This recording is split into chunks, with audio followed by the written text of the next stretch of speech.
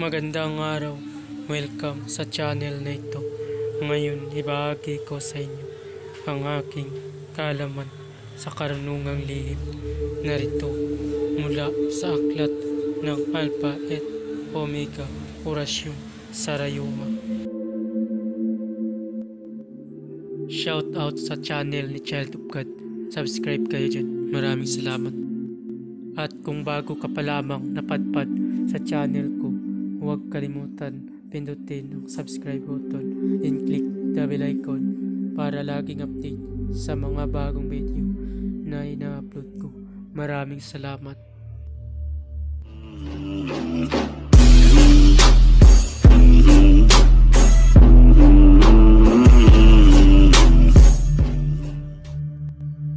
Pamilin, mahalin at pagkaingatan ang bawat ipinabahagi ko sa YouTube channel na ito.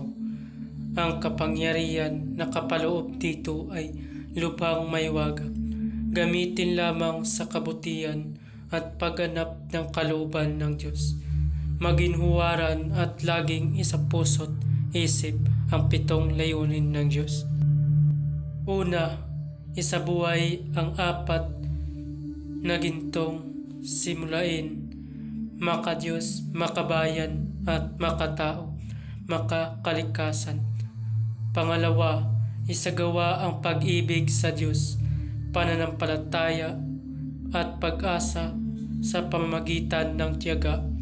Pangatlo, isakatuparan ang kabutihan, katuwiran, kalinisan, katotohanan, kadilisayan, kaliwanagan at kababaan ng kalooban. Pang-apat, ipalaganap ang pagkakaisa, pagmamahalan, pagtulong sa kapwa, pagmimisyon, paglilinis ng sarili at pagbabago na paunlad. Panglima, magkaroon ng pagagalangan, pag-unawaan at pagmamahalan sa isa't isa bilang mga kapatid at kapwa-tao. Pang-anim, maging dakila sa isip, sa salita at gawa para sa Diyos, sa bayan at tao. Pang-pito, ipagpatibay ang kautusan ng Diyos, tumulong sa pagpapaunlad ng katauhan ng bawat kasapi ng samahan, at tumupad sa hatikain ng Diyos sa tao. Sa pamamagitan ng pagsunod sa mga layuning ito, ang isang naghanap sa Diyos ay makakasumpong sa Kanya at hindi pagkakaitan ng Kanyang liwanag. Pamamaraan, ang paggamit ng orasyon ay kailangan mataas ang iyong kaalaman pagdating sa spiritual, dahil isang mataas na uri ang orasyon nito, kaya kailangan i-active mo muna ng 49 days kung ikaw ay baguhan pa lamang. Idugtong sa iyong debosyon ang pag-active ng orasyon ay isa din sa pagpapabisa ng orasyon. Lalo lumalakas ang orasyon kung na-debosyonan ng 49 days at madali pagganahin kahit mataas pa dahil na-active mo na ito. Para saan nga ba kapag i-active mo ang orasyon? Para po ito sa iyong sarili. Dahil kapag na-active mo na ng 49 days na walang patlang sa loob ng 49 days at kabisado mo ang orasyon, kapag nagkasakit ka, kaya mo gamutin ang iyong sarili. Pero kung natapos mo ang 49 days na walang patlang at hindi mo pa kabisado ang orasyon at ginamit mo kapag nagkasakit ka, hindi mo kaya gamutin ang iyong sarili. Kaya bago gamitin ay kailangan kabisaduhin muna ang orasyon. Ang paggamit ng orasyon ay kailangan mo muna ng pondo para pagkunan ng kapangyarihan o poder na magpapagana ng orasyon.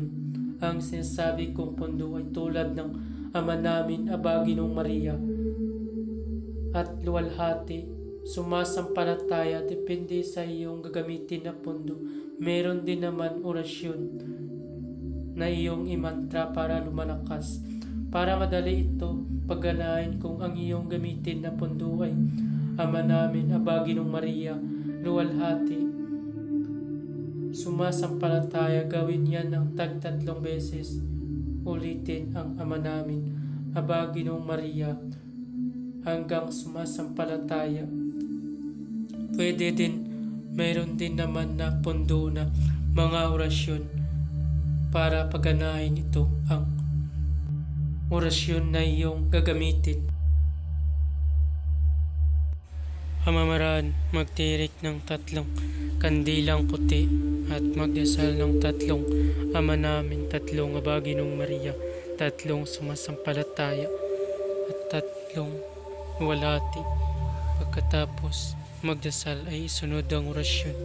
Pagkatapos sasalin ang orasyon ng 9 na beses sa isip ay iihip sa tubig na ipainom sa pasyente o sa gamot. Narito ang orasyon na iyong uusalin ng 9 na beses. Bimuksom, bimuksom, bimuksom.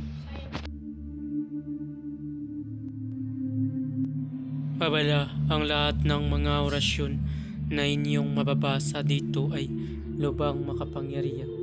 Gamitin lamang sa mabuti.